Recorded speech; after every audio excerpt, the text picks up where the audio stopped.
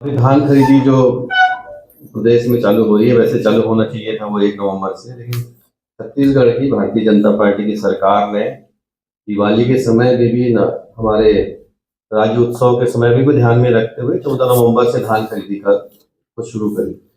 लेकिन उन्होंने कहा था कि हम उनके घोषणा पत्र में है, उनका जो संकल्प पत्र है, संकल्प पत्र में उन्होंने कहा था कि हम 3100 रुपये धान का में खरीदेंगे।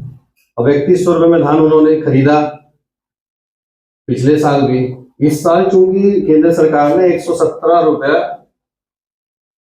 का समर्थन मूल्य बढ़ाया है, अगर हम उसको कैलकुलेट करेंगे तो अब आज का जो धान खरीदी करना चाहिए था सरकार को, इस वर्ष जो किसानों का धान खरीदी करना चाहिए था वो 3217 रुपये में खरीदी कर।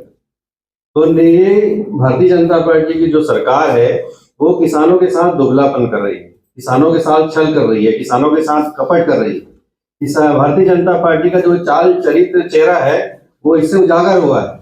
पिछली बार भी जब रमन सिंह जी की 15 साल की सरकार थी, उन्होंने कहा था कि हम 2100 में धान खरीदी करेंगे, 300 रुपये बोनस देंगे, लेकिन वो पूरे साल 15 साल नहीं करे। जो जब चुनावी वर्ष आता था तब उन्होंने वो बोनस देते थे और उसमें खरीदते थे।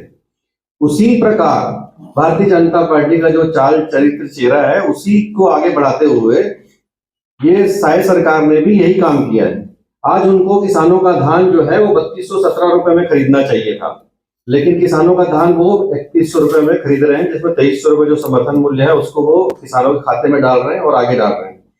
इस हिसाब से हमारे राजनांदगांव जिले के किसान 1,28,069 जो पंजीकृत किसान है, किसानों को 2,457 रुपये का नुकसान हो रहा है एक किसान को। और हमारे जो 1,28,069 किसान हैं उनको हम कैलकुलेट करेंगे तो 31,40,65,533 रुपये का नुकसान किसान को राजनांदगांव जिले के है। ये बड़ा भारी रकम है, 31,40,65,533 रुपये। हम 1,28,069 किसान को 2,457 रुपये से डिवाइड करेंगे, गुणा करेंगे तो ये राशि आती है।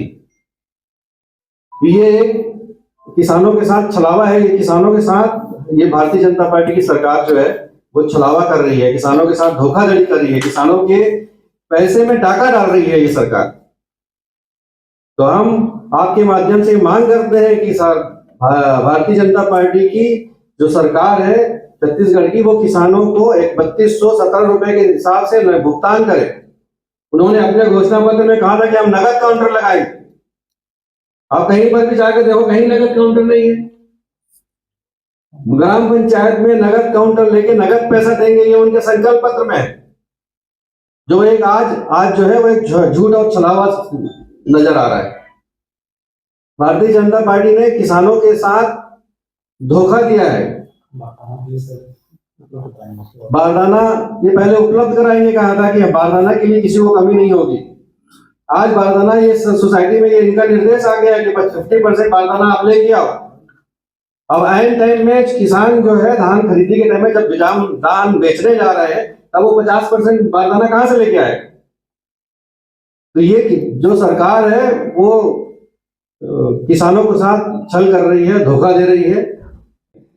हर जगह तौलने में हम नया इलेक्ट्रॉनिक मशीन काटा होगा, आप जाके देख लीजिए, कहीं पर भी इलेक्ट्रॉनिक काटा मशीन नहीं है। आज भी है जो 21 क्विंटल अगर धान खरीदी हो रहा है तो वो तौलाई जो हो रहा है, जो कांटा लगा हुआ है उसमें काटा मारी हो रही है।